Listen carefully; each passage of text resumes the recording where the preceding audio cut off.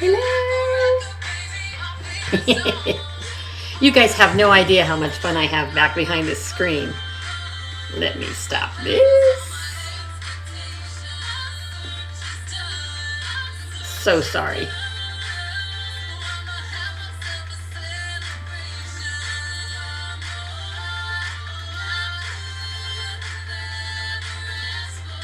Hi, it's me. I gotta turn my music off. I don't know whether you can hear it or not. That was Becca Shea. Thank you, Becca Shea. She gets me started on my day sometimes where I just need a little extra morning chutzpah, you know? And she's really good for that. Anybody else here on their Friday morning looking for a little more chutzpah? Well, this week we talked about, on the blog, we talked about Shasta Nelson's friendship, her guide to creating a friendship circle. And she says that friendmacy is intimacy in friendship. And it's achieved when both people feel seen and heard in a safe and satisfying way. And we achieve friendship through 3 elements: positivity, consistency, and vulnerability. I wanted to put this up on the screen today. This is Shasta's friendmacy triangle. And if you look, I think you guys can see my my cursor. All 3 sides are equal because we need kind of equal parts of positivity, consistency, and vulnerability. And when we have that, we start with positivity. Every relationship, from kindergarten through old ladyhood, queenager time, starts with a spark of positivity. So how is positivity expressed? I'm going to take this off the screen so you can see me for a second, then we'll come back to it. A smile. When I smile, I hope somebody sees that I'm trying to be positive. If I listen, there's a lot of times, especially as a mentor, that I will listen and ask questions, which is another one of the positivity or things that you can do to be positive. Because when somebody's talking about themselves, oftentimes that's what makes them feel better. An introduction. What if you met somebody and you could connect them with someone who could solve a problem for them, or you could refer them to somebody who might buy their product? Having enough faith and trust in someone to introduce them to the next person is pretty awesome. Pretty positive. A compliment.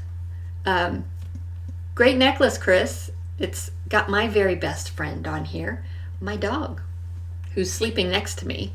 God bless her. How about when you're having a conversation and you say, me too? So you find a commonality. Or after you've talked, if you sent a thank you note, that goes a long, long way. Or a gift.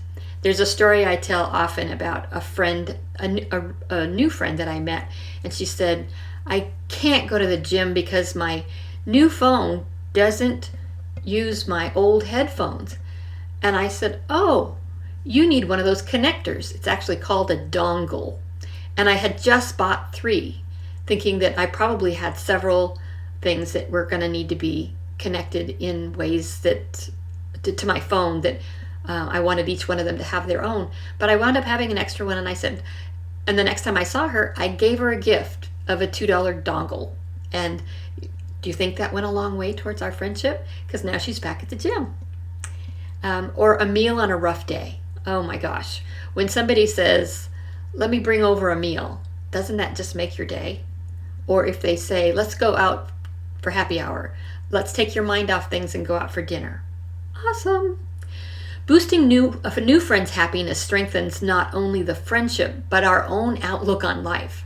That's the awesome part. What we give in a friendship, we actually get back again and again. They say tenfold. Research shows that when we elevate our overall happiness, we learn how to add more positivity. And it also shows that spending our energy trying to eliminate negativity doesn't work. So let's just keep feeding the world positivity. Let's just keep it going out there. There's a lot of stressors and frustrations that we just can't erase or fix. So we're much better off being intentionally positive. Consistency means we make a commitment to being there. So I'll open that picture back up so you can see consistency is here. And when we say we'll be there, we show up. Not 5 minutes later, not 30 minutes later, but we show up. We don't get the opportunity to call at the last minute again and again, at least, and say, oops, I have a conflict. And you can't expect friendship to bloom, consistency, when you don't show up. So consistency is really, really important. Vulnerability is also important. It's when we agree to share at the same level of intimacy as is our consistency. So it's like we have an imaginary line going across this equilateral triangle. And we start with positivity, and the more time we spend together consistently, the more we have time to talk about some of the deeper things in our lives. And most of our friendships will circulate somewhere in here. Very few will actually go to the top. Very few of us have multiple best friends. But that's where our best friends go, and that's what we're talking about today. So have you ever sat at a table where somebody dominated all the conversation? Well, that is probably oversharing. And that means that nobody else at the table, remember, we're trying for everybody to be seen and heard in a safe and satisfying way. If one person dominates the conversation, every other person either becomes the helper or they get left out. And if you're not in a position yourself to help, that makes it really devastating, because you may be the person who needs to be heard that day. So positivity, consistency, and vulnerability are the tools we use to build relationships that last. So which of the three sides of that triangle is hardest for you? If it's positivity, you can practice smiling and listening. Listen for connections you can make and introductions. Offer compliments or a me too, find commonality. And the gifts and the thank you notes and the hand-me-downs or a meal, I put hand-me-downs in there because I have a whole group of mom friends. And when their kids outgrow something and they're cleaning out the closet, the mom who receives those, man, what a gift that is. So if it's vulnerability, you just lean in and ask permission to share something that's confidential. And whether it's something that's about you, or if you lean in and ask them to share something special. Or if it's consistency, try to set up something that is consistent, a coffee date once a month. I just made new friends at a writers conference, and we agreed to meet on Zoom every 2 weeks. And you know what? That is going to work out really great for me. And we'll see who shows up consistently, and we'll see who can't make it. And you know what? The ones who show up consistently, those are the ones that are going to develop friendships. Shoot me, big news for me. You know, I quote Shasta Nelson because she's a friendship expert. And I think it's really important that we have friends and that we make new friends and we deepen existing friendships. I think it's really important that we add that positivity, vulnerability, and consistency in our relationships, from, you know, the husband and best friend all the way down to the housekeeper and the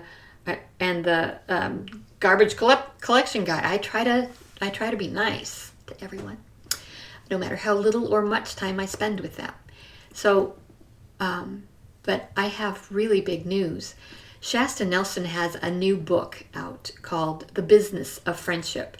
And she sort of turns that whole adage of you can't make friends where you work up on its head in this book. I am so excited. I got a chance to read an advance copy, and I am so excited to share Shasta with you on my Facebook Live next week. She has agreed to come and talk to you guys, my audience, because she believes in what we're doing here. She believes that making friendships at our age is, in our queen age years, is really important, because loneliness is a killer. The world is literally dying of loneliness. There's study after study that reveal that. Let us not be lonely. So join me next Friday.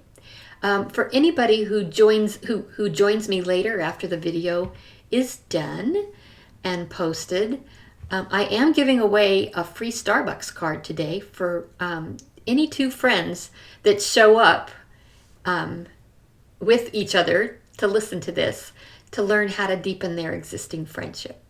So I will give that away on Sunday evening at 5 o'clock Pacific time. And I hope to see you next Friday right here, 9 a.m. I'm super excited to introduce Shasta Nelson in person to you. Oh, so excited.